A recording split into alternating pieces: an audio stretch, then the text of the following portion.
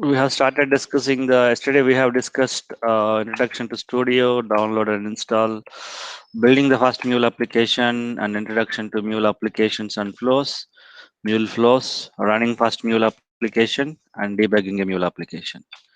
So introduction to Studio. So yesterday we have discussed.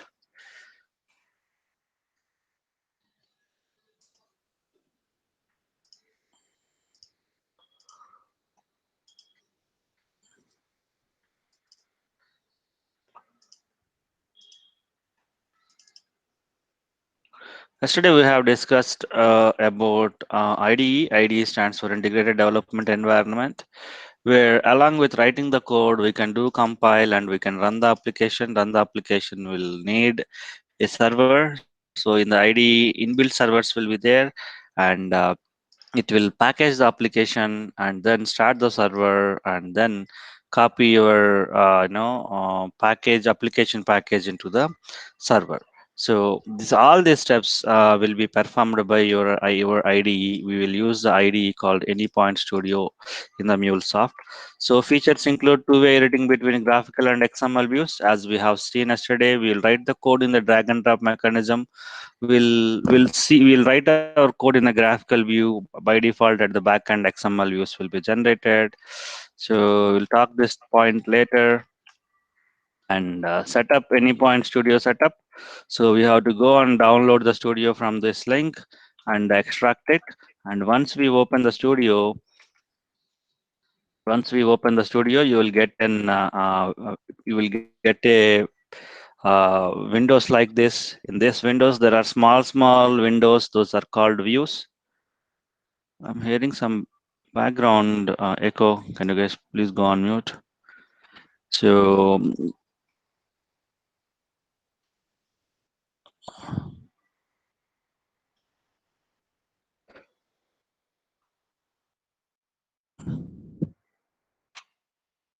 So you have a studio, and in the studio, small views are there. One is called Package Explorer, where you will have all the files and folder structure of your package, your project, and all other projects will be displayed over here. When you open a project and when you open a Mule configuration file, that file will be opened here.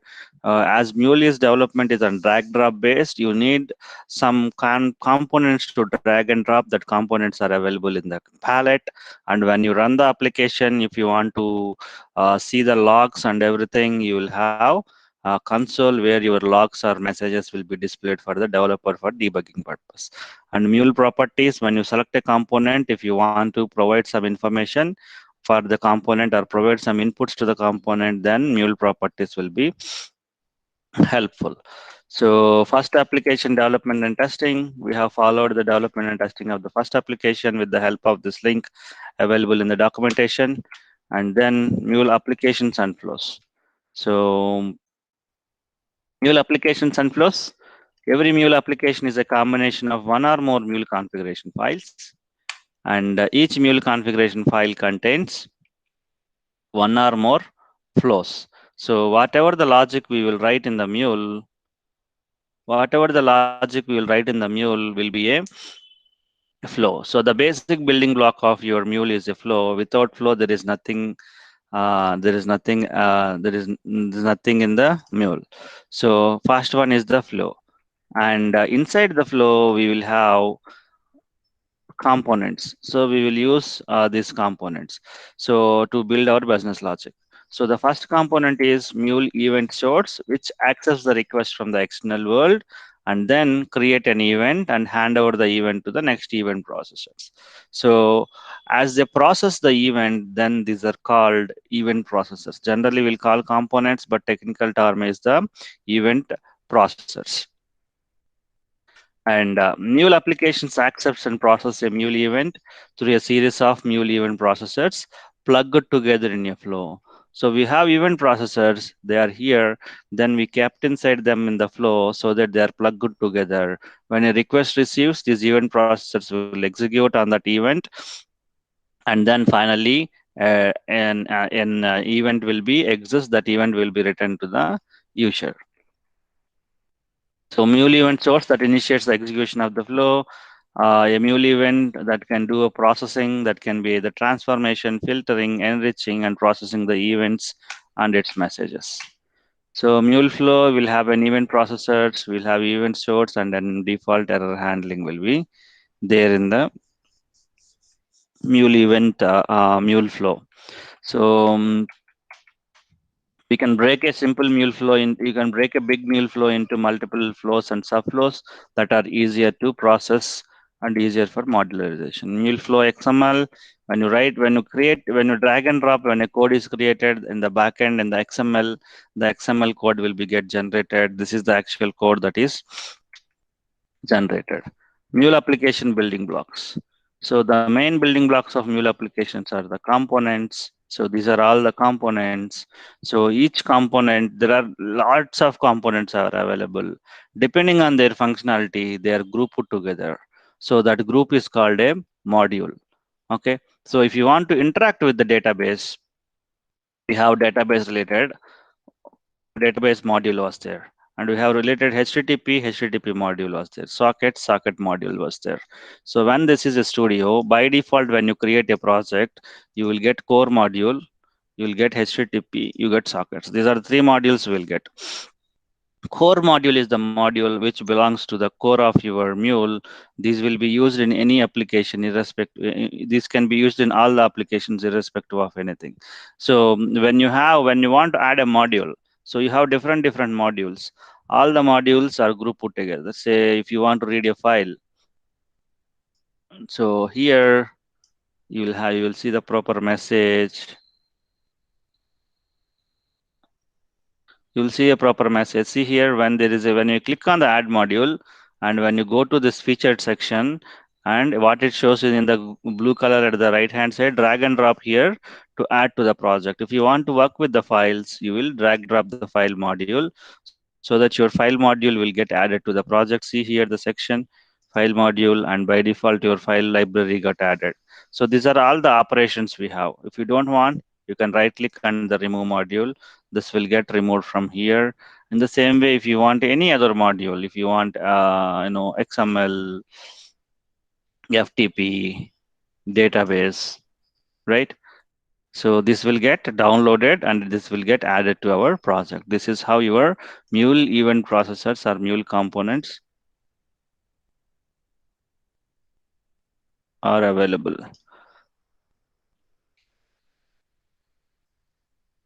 Okay, this is about the Mule application building blocks. So if you want to know about Mule building blocks, just to go through the links. I will save these links for your reference.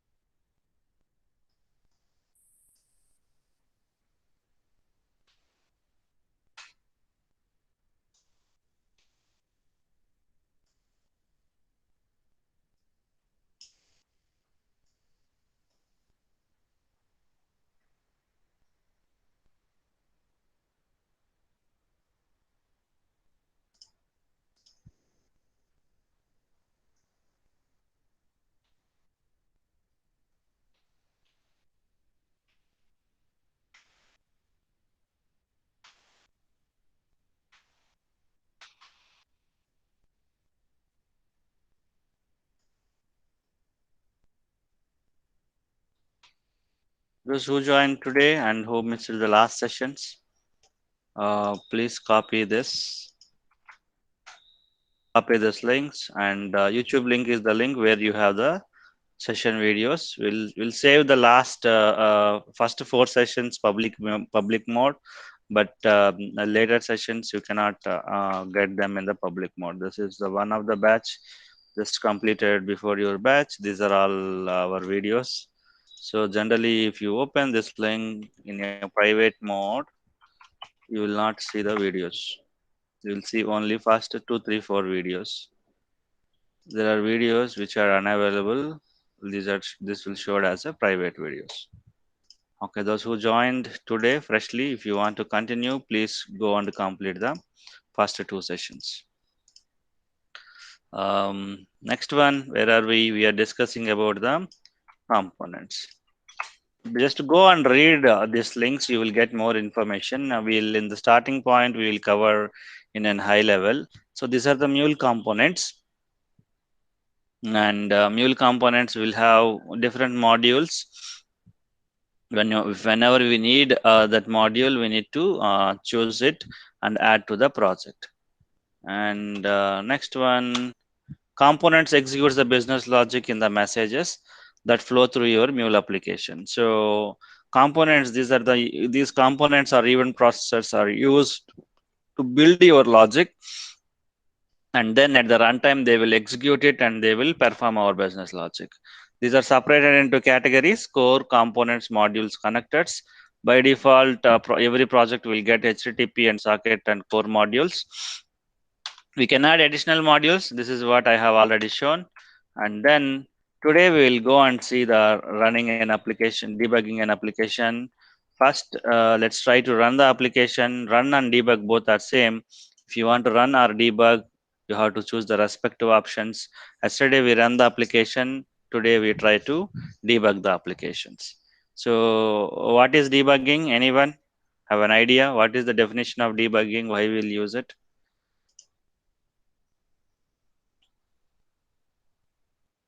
Where the exact error we have received, like that, we need to check Okay. it.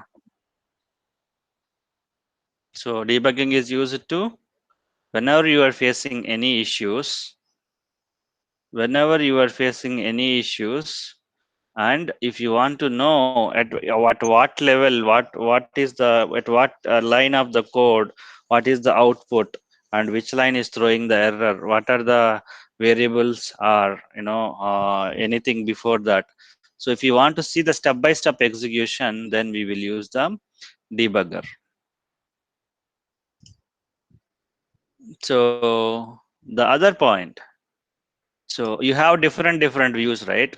All these views are tied together and they have given a name that is called perspective. By default, we will use a perspective called design perspective. Okay. So in the design perspective, package explorer will be here, canvas will be here, mule palette, mule properties, all these are arranged in such a way that it helps us for easily design your applications. In the same way, excuse me. In the same way, if you want to do debugging, so to for each and every other way, you will have different perspectives. At the top right hand side, there is a window with star or plus icon at the top, that is called open perspective. If you want, you can open this perspective. Mostly the user perspective are mule debug and mule design. Mule design is default, mule debug is the one that we will use. So this is the debug perspective. Debug perspective automatically opens when you run your application in the debug mode or else. So you have already observed we got a pop-up kind of thing asking to switch the perspective. So my application is deployed. Once you run or debug the application, your applications will, our mule server will start. Or first of all, once you run or debug your application, so I'm just selecting this Maven output. So first your application build will happen, and then it will create a jar file or zip file at the end. Jar file or zip file at the end, and then it will start the mule server. And after starting the mule server, it will try to deploy the created jar file or zip file into the mule server, and then it will deploy your application. Finally, it will show whether the application is deployed or not. Okay, so like this we will have we will deploy the application either run mode in the debugger mode. So how to construct an application URL? We have used the listener yesterday. So how to construct? The agenda of the application is to, however we have used this URL to invoke the first serve, invoke from the browser. In the same way, I am trying to create an URL and to send a request from the browser. When I send the request, it should give us the response back. So what is the response I'm expecting? Hello, welcome to the Mule. When I send the request to from the browser, and then it should respond back with a message. So for that, when you want to send a request from the browser, you need to have a protocol, you need to have a host port, and then resource URI or resource path, we can say. So all this needs to be provided, and some application or some process needs to be listened on this particular host port and the path. Then only it will accept the request and send the response. For that, we have used the HTTP listener, and the HTTP listener I have configured the host and port, and finally I have given the path name, and so this is my URL. Yesterday we have detailed discussed on this, and then provide this URL and send the request. So you got, hi, welcome to the Mule. So when you run your application in the debug mode, if you want to see what is happening at each point, you should ask debugger, please stop at so and so point so that I can see what is happening, right? So for that reason, how to enable the debugger breakpoint? So to stop the execution, you have to enable the breakpoint, choose any event processor, right click on that, and then add breakpoint. So now once a request comes, this request will stop there, so that you can go and observe your processing. So now see, it is asking us to confirm perspective switch. Do you want to open the perspective now? It is a debugger perspective is designed to support Mule applications debugging. It can incorporates the views for displaying the current Mule message and breakpoint management. When you click on the yes, the breakpoint, the perspective was switched to the Mule debug, and now this is debug perspective. So at the top there are variables and watches, bottom console between your canvas, and evolution of data view expression, breakpoints, and Mule palette is also there here, right? So now listener received the request, created the event, and hand over the event to the next event processor. As we enabled the breakpoint, the application execution paused here and waited for us. So we have to go and validate it, and then what it is doing, it is executing the logger event processor. So the in the variables and watches, the first section is what is the current event processor that is going to execute now, that will be showed here. So logger, we are printing an information, we are printing a message, and this is kind of information. So when you execute the logger, a message is printed. So this is the message, it was printed. And the second one is set payload. So the next one is attributes. We'll see what is this attributes, correlation ID, payload, and then variables. So set payload. So what is the set payload? Just clearly observe. So set payload, it is trying to set the payload. Payload is something like this. This is the payload, and value we are setting is hi, welcome to Mule. So then executed. Just have a look on this payload. What is there? There is nothing value it is showing. Payload is equals to empty. Now set payload is executed. Now your value is being updated to this payload. Payload is equals to hi, welcome to Mule. And then the last one is again a logger, which is printing a message. So why we will keep the logger? As a developer, we can know, okay, my control started, so my request comes into the application and started executing. Okay, it is executed this, and then finally this is executed as well. So in between whatever is there, that is executed.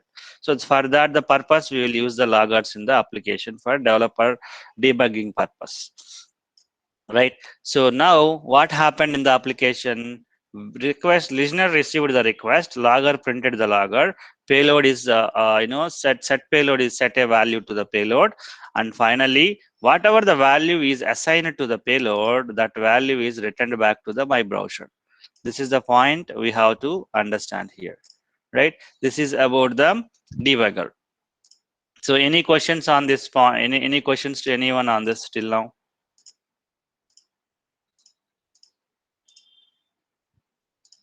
Anyone, any questions? Sir, how you remove that breakdown actually? What was that? Actually, it is showing in red mark position only there in This logger. one? Yes, That sir. is but enabling the breakpoint. If you don't enable the breakpoint and if you send the request, it's kind of a red flag that you are showing to your execution. When you, what will happen when you show a red flag to your train? It will stop, right? Yes, yes. So now see, this is not stopping. You are not able to debug your application. You are not able to see what's happening at line by line. See now, there is nothing was happen, nothing was there. I'm sending a request again. See, your execution had completed. How we are knowing execution is completed? By seeing the loggers. If you want to pass the application execution, you have to add the breakpoint after running your application in the debug mode. Now He's send the asking request. he's asking how to remove a toggle once we are done with debugging. Is that your question, Anand? Yes, sir. I mean, Hmm. actually, you are shown everything like already removed, but again it is showing that red mark position only. I mean, You it have to is right not. click and remove. That is what I have explained. Told you at the starting point. Right Okay. click and remove the breakpoint so that it will remove. Okay. Add breakpoint.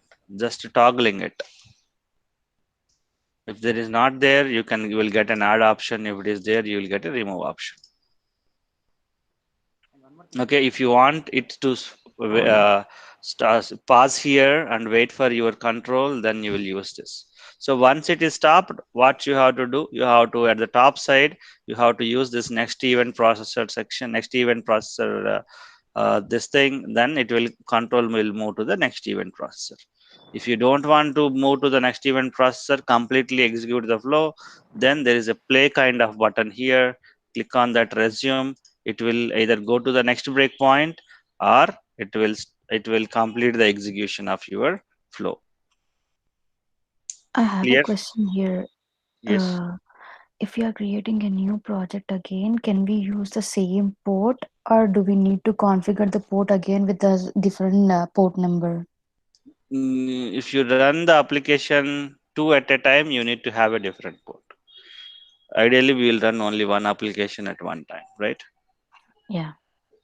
Then single port is enough. If you select two applications and run together, no, it is not acceptable.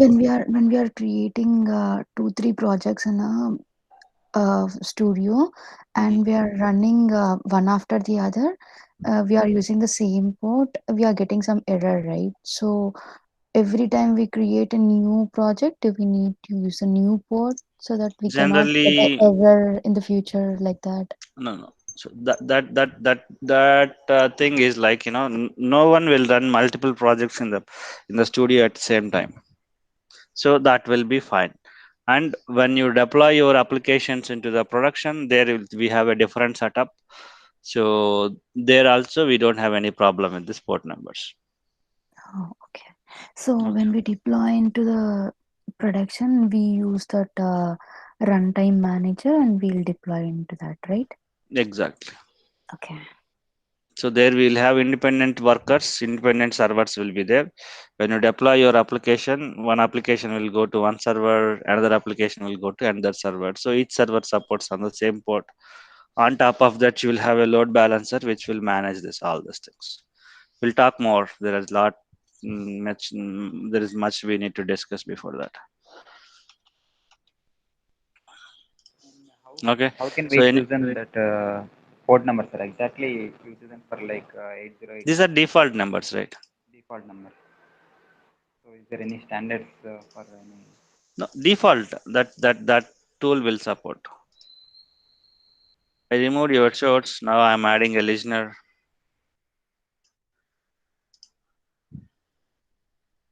And this is a new listener for me. It's asking me to create new. Click on the plus button. Did I enter anything here? No, right? No, you didn't enter any. So by default, tool is giving that. We'll talk more about this. Just treat it like a starting point. We no need to much worry on these things. Okay. So this is about debugging an application. Kishore, Debugging. I have a question. Yes, please. Kishore, if there are multiple payload set in this sequence, Mhm. then what would be the output? Okay. What would be the output, guys?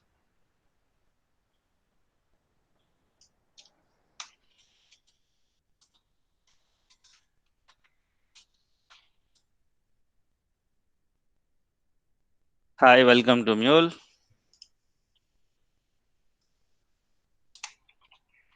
Gonna get 2 lines. Like We'll get 2 lines. Next, what will be the output? Whatever we have given in the set payload, yeah. Hope everyone How had some basic idea on C. Int I is equals to 0. What is the value of I? What is the value of I now? 0, I is equals to 20. What is the value of I now? 20, Is it not 0 to 0 or 200? I is equals to 1000. What is the value of I? Is it 0, 20,000 or only 20, only 1000 or only 20,000? Right? So same applies here. Just you are trying to override what you are having. The old value will get overridden with a new value, right? When you assign I equals to 0, I becomes 0, I is equals to 20, it will becomes 20, I is equals to 1000, it will be 1000. So same comes with your payload. When you assign, say this, when you run your application in the debugger at the starting, it will ask you to switch the perspective. You can, if you click on S, it will go to the debugger. My application is deployed. I have added a breakpoint. And then I removed my listener. I'm adding it again. I added again. HAI is my path. Okay, it works well. So what is the world response? Welcome to Mule.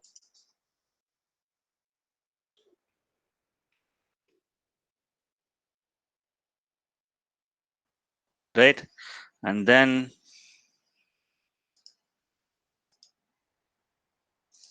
logger. So logger has printed, and then your payload is empty now. Set payload. Hi, welcome to Mule. And again, set payload hi again from the mule. So old value is replaced with the new value. By one more request. So old value is replaced with the new value, and you are getting hi again from mule. Hi, welcome to mule is the old one, and this is the new one. Clear? so if we have n number of payloads, we're gonna see the one which is last only, same like I you Latest. said. Exactly. Yeah. It's the latest value. Yeah. Clear, everyone? Any further questions before I move to the next topic?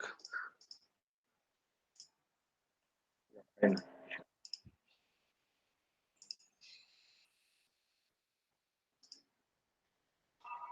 Can I move to the next? yeah, sure, Kishan. I think I need to complete this. Studio Visual Debugger allows you to run your application in the debug mode. You can add breakpoints to the processors and step through the application. Application in debug mode, application pauses its execution when debug point encounters, and you can watch the event properties and values, watch evaluate data, view expressions. We'll see all these things. By default, it uses 66664. If you want more information, you can go through this.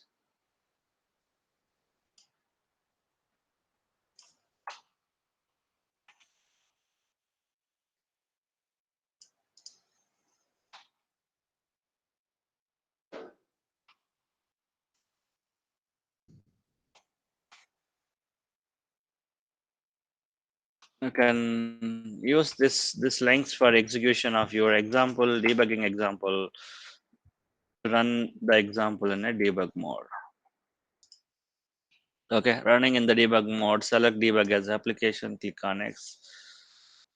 Running the application in the debugger mode, debugger view. So just go through this. You will try to understand how debugger works. And that is about your running and debugging a fast application. And we'll move to the next topic. That is, so how many ways we'll perform the integrations? How many ways we can perform the integrations? Anyone gone through the first slide, day one video? How many ways an application can exchange the data? At least, did you guys remember that we discussed this? Irrespective of the middleware tool, Yeah. the number of ways we can perform integrations is reading a file, or working with the file, working with database and messagings, web services, and application basic connectors. Right. So now today we are going to see a simple example how to read a data from a file. So that is nothing but your. We'll discuss along with that mule event model. What is mule event and all. So is my application running? Let it run. Let me send one more request here. And whatever we have seen, you know this, you know payload, and in between there is something called attributes. I'm just copying it. At later point I will use this.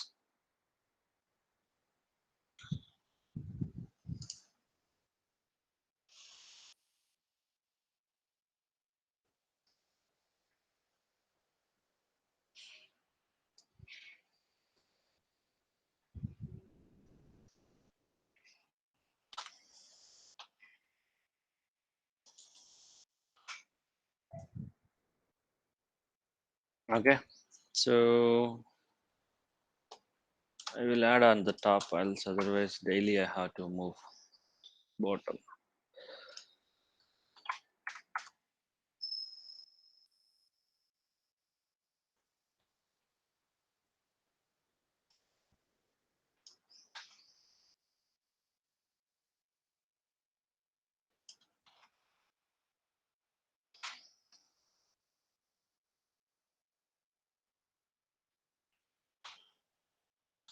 So this is what we have copied today. What else today we started with? That's it. Okay, just I copied. When you receive a request, what are you are receiving? You are receiving something called attributes, correlation ID. Forget about correlation ID, payload, and variables. Variables are not entered into the picture. You know about payload, you know about this, and something called attributes. So anyone identify what was there in the attributes? What's there in the attributes? Host, listener path, method, request path. Are you trying to link something with this? Right? So just whatever the request it sent, it has something information about your request, that is your attributes. Okay, just keep this and we'll move to the next example, that is file connector and then mule event model.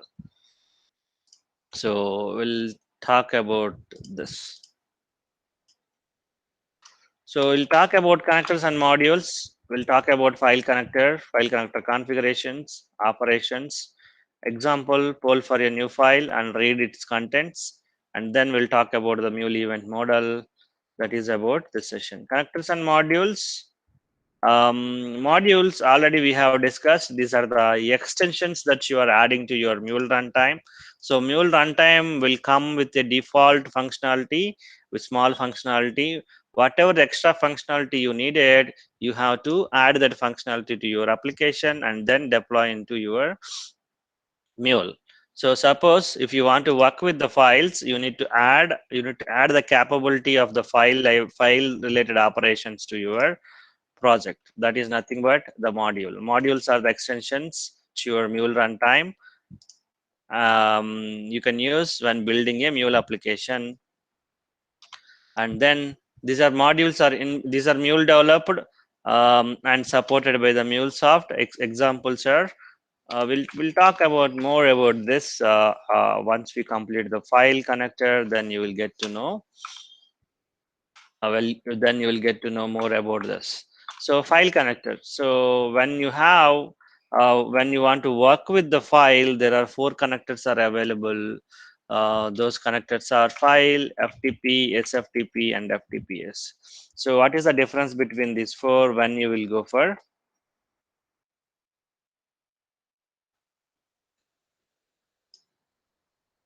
happen to this?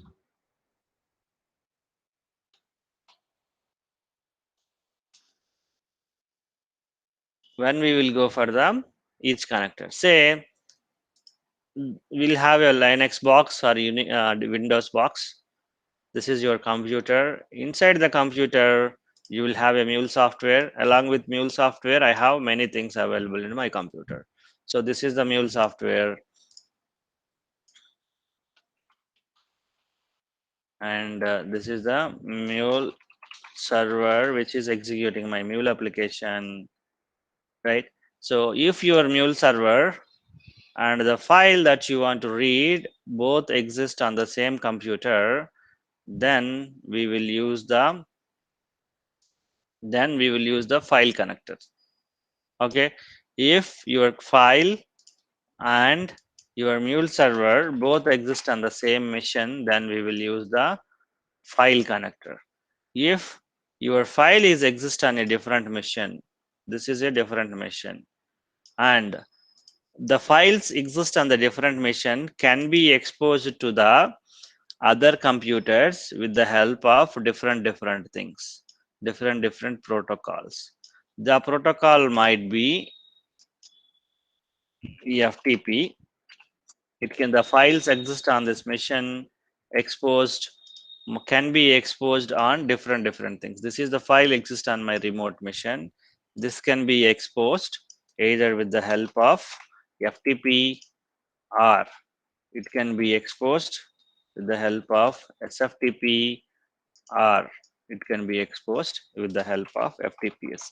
It's purely dependent on your external system, how they are exposing their file to the other systems. So this is one system and this is other system. So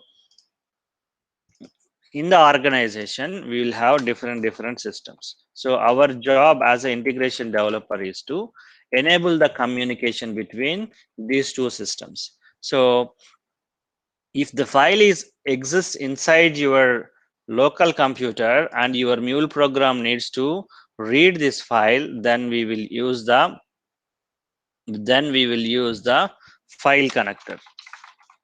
Whereas if the file exists on the different machine, and from the mule application, if you want to read this file through FTP, you will use FTP connector. If you want to use SFTP connector, FTPS connector. So those who knew this, Those who know this, that's fine. Those who doesn't know what are all this, something like this. We can have an online meeting in the Google Meets. You can have online meeting in the Zoom. You can have online meeting in Teams, right?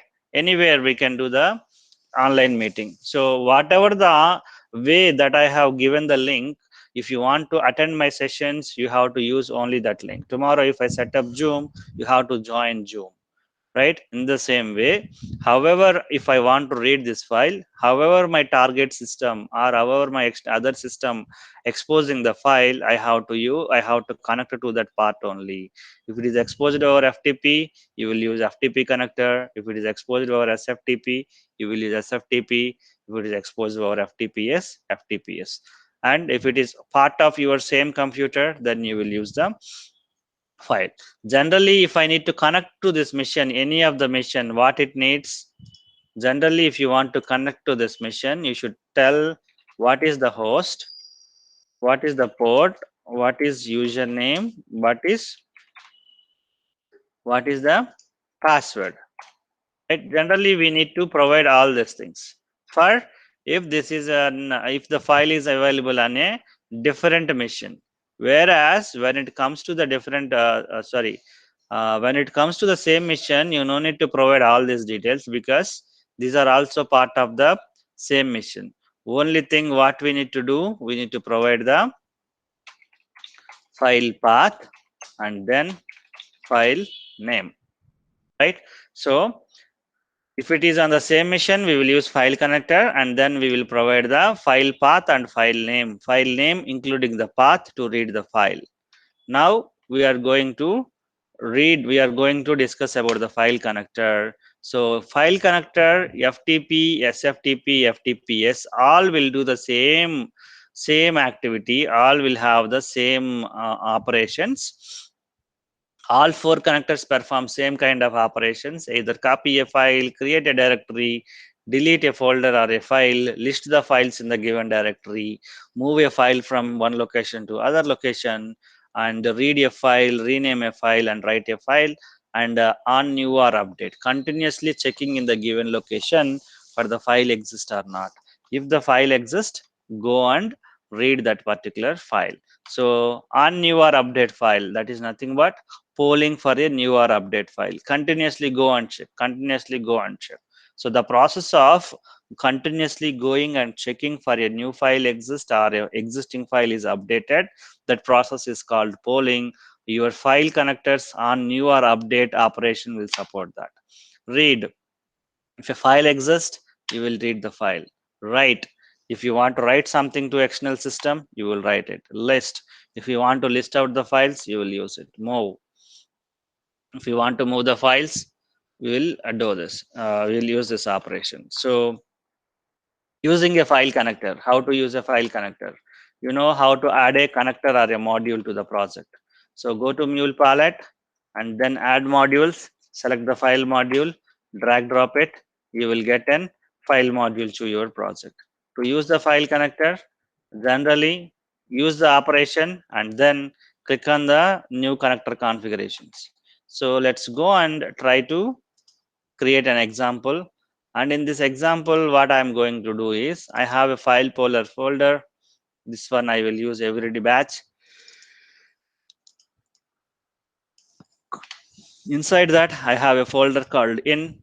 I will place a file in this location, a file with students data, which contains student number, name, marks 1, marks 2, and 6 student records. This is a CSV file, means comma separated value files. I have to write a program where my program comes to this every time go and comes to this in folder and check for a file. If the file exists, my program has to start and then it should print the contents of the file. Right, that is what I am going to achieve in this example. Now for that I am creating a new project. So my project name is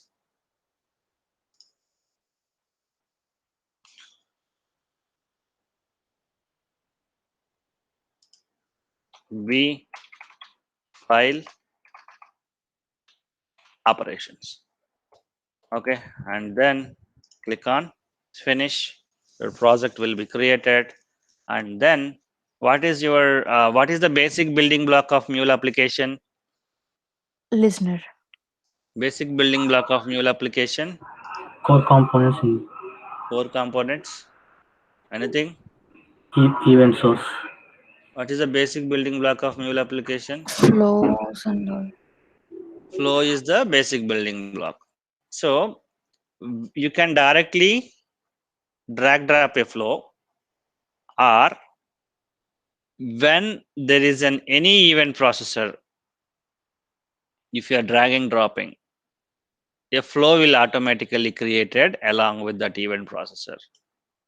If the event processor is an regular event processor, that will get added into the processor section. If the event processor is a source event processor, means with that the trigger will the application will start, or the flow will start. Then a flow will be created, and then that will get added as a source event processor. Okay, so the basic building block of your Mule application is a flow. Now I took my empty flow, there is nothing was there, where you have source and I have process. And now what is my agenda? My agenda is to interact with the files. So I want to add a file module. Add a file module. Drag and drop. I dropped. File module added. Right? And then I want to use on your update file. So for every connector, there is an operation which acts as a source event processor. In the file, on your update is a source event processor. When you drop on your update, it will get added as a source event processor by default, and a new flow will get created. Remove this on your update and use the source, right? And then connector configuration. What is the connector configurations you have to do? So every time, whenever you have this connector configuration, you should make sure click on this. Whenever you see create new configuration, then only you have to click on this. You don't need to select and click, but just I am showing, because so many times people started, every time they're clicking new. What happens when I create new configuration? It will create a connector configuration. So generally for file, you don't need to specify any other thing, because you don't need to provide any host, port, usernames and passwords, because your file and Mule server both exist on the same machine. And then click on OK. So what happens when you create a connector configuration? So we have, even in the last example, we have message flow where you will drag drop the things. You have configuration XML where your background code is written in the XML, and you have global elements. In the global elements, there is something you could see. Whatever you do, create the connector configuration, the all configuration comes and sits over here. In the same way, for file, when you create this will come and sit here. So even I can create, edit or delete here. Let me delete this. Save all and go to message flow. Do you see that connector configuration? No. Even if you want, you can go and create the connector configuration in the global elements. Click on this create. What connector configuration you want to create? Just type file, you will get file configuration, and then just click on new save button. Nothing. There's a different way to do this. And then click on save and come to the message flow. And then see here that file configuration will get flowed. Do select this. These are the two different ways you can do create a connector configuration. Then done. Let's done with the connector configuration. Let's move further. So what is our agenda? What on your update file will do? It will go to a file. So in your system, create a file, a folder where try to maintain subfolders like in, out and archive, but time being we'll go with the in. So select this location. Don't keep any other files in that. Go to the location. What are you saying? Go to this location. Okay, I'll go. What I have to do? Go and try to read a file. What kind of files I have to read? I have many files. What kind of files I have to read? Okay, read the student's file. How should I identify a student's file? Okay, .csv. .csv or some expression you have to do. Means what is that expression? Let me copy this. So some expression you have to give. What is that expression? So there are many ways you can give the expression. So there is a matcher section. Currently, we are not providing any matcher section, by default none. I am saying, okay, I'll go and edit this matcher inline. Show me the options. These are the options, a lot of options we have available. In that, I am going with file name pattern. So I'm providing some expression, any file name with CSV extension, please read that file. Okay, I'll read. And then you are asking me to go and read the file. How frequently I should go? Can I go for 1 minute, 1 second, 1 day, 2 days? So to configure that, you have a scheduling free strategy is there. So you can configure time units from milliseconds to the days. I am configuring with that seconds, and then I am configuring for every 10 seconds, go and read the file. That's it. I did only three things. One is provided the configuration. Second one is to which location it should go. And after going, what it has to do, what kind of files it has to pick, and then how frequently it should go and pick. These are the four operations I have given. It looks very lengthy, but make sure when you are giving the value, this you should give in the file name pattern, not on the path name pattern, and then give the time unit. You can give any time unit. Just for considering our class, I am giving this, and then a directory. I have provided the input directory. And finally, what I am going to do is I am going to, once I receive a request, I'm just going to print something, and I'm going to add a breakpoint here. So I'm going to write file picked,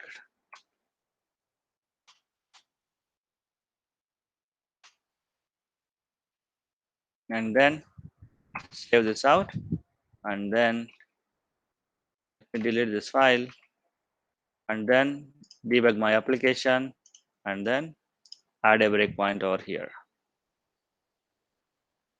Already something is running. A hello world, that is the issue. And then I'm stopped it, and then I'm running it again. Make sure when you run or debug any example, there is no example running.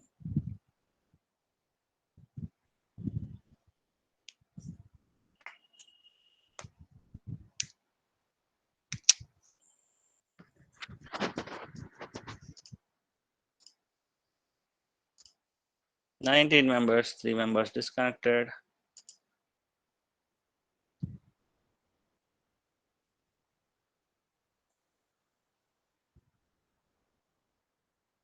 It's asking me to switch to debugger. Yes.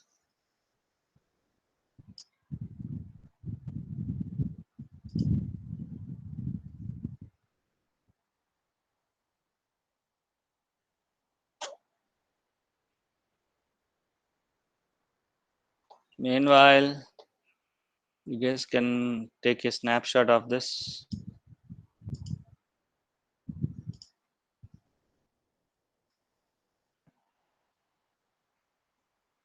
Take a screen capture of this.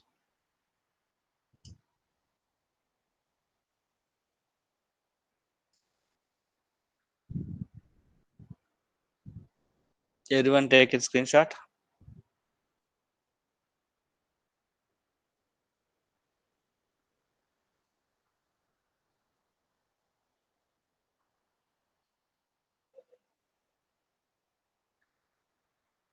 Take another screen capture. So these are the steps to practice your example.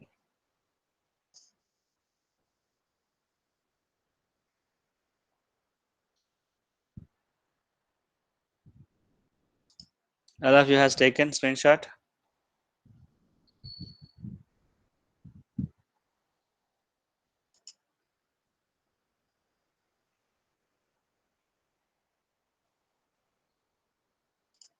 Yes, no.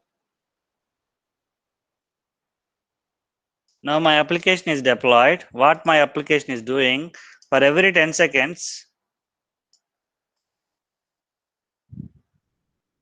for every 10 seconds, for every This is the problem if you don't have invite. So those who doesn't have invite, can you guys please fill this form. I'll send the invite so that it will not create a disturbance in the middle of the session. If you want to continue, accept it. Whenever you want to discontinue, just click on the no so that I will know that you guys are not joining. So now what's happening? I deployed my application, it's up and running, and now you know what my application is doing. For every 10 seconds, my application is going to the given configured folder and it is checking for the file exist. What is that file? Star.csv. Any file with CSV extension. What I am doing, I am copying this file and placing in the in location, and then see. Once I placed the file, there is no debugger triggered. Now see, debugger is triggered, and observe the values. What is there in the payload? What is there in the payload? .csv values.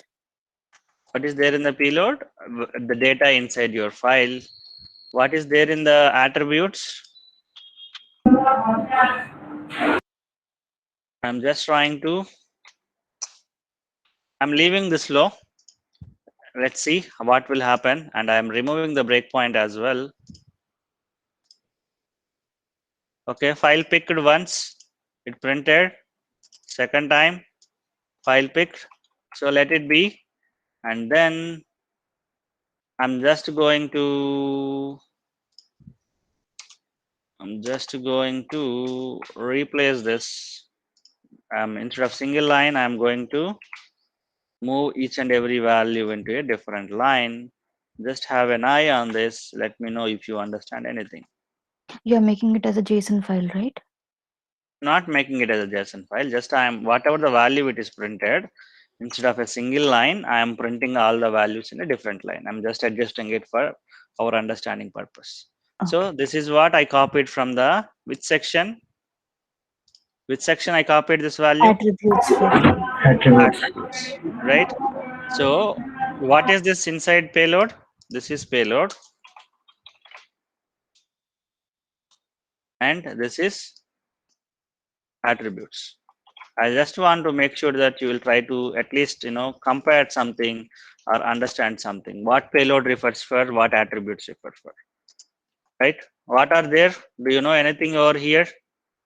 We have 1, 2, 3, 4, 5, 6, 7. At least do you know 6 and 7? Yeah, the path and the file name.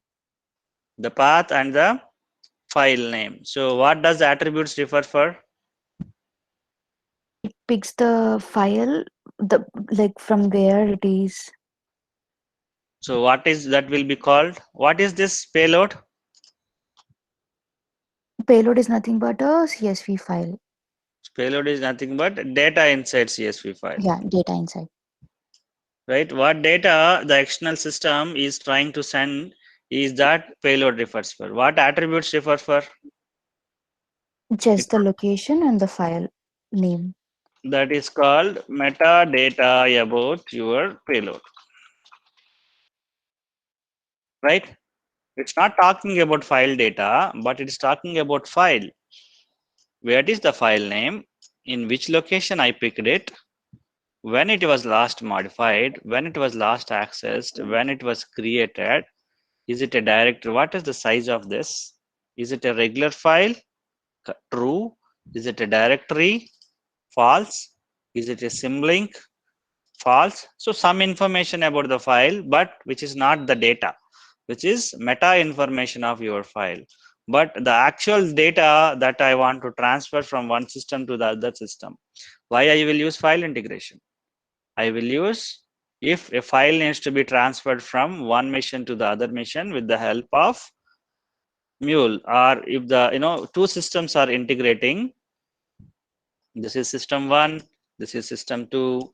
So this system only knows the file data, and this system only knows some kind of database related data. So say this is a database. So if you want to send the data in the system is sending the data in the file format, this knows only database format, then you will create an integration over here, and then with the help of the file connector, you will connect to this and read the file, and with the help of database connector, you will write this database the data into database format. In between, what I will do, I will use a transformation which transforms the file data into the database data. That is how we will perform the integration. So when a system is trying to send the data to other system, whatever the data inside the file is called payload. What talks about your file information, when this is modified, what is the name and path, all this will be informed by your attributes. In the same way, HTTP request attributes, when you received a request, right? When you received a request, this request is raised to which host, what is the request URI, and what is the method, right? And what kind of data it will accept, right? And other information about your request that will be available in the attributes. Attributes is nothing but which provides you meta information about your payload. That is nothing but attributes. So we'll stop here, and then we'll try to continue tomorrow. See this program every 10 seconds going to the file location, and it is picking the file and then printing the values. So if you keep this program continuously, it will do the same job.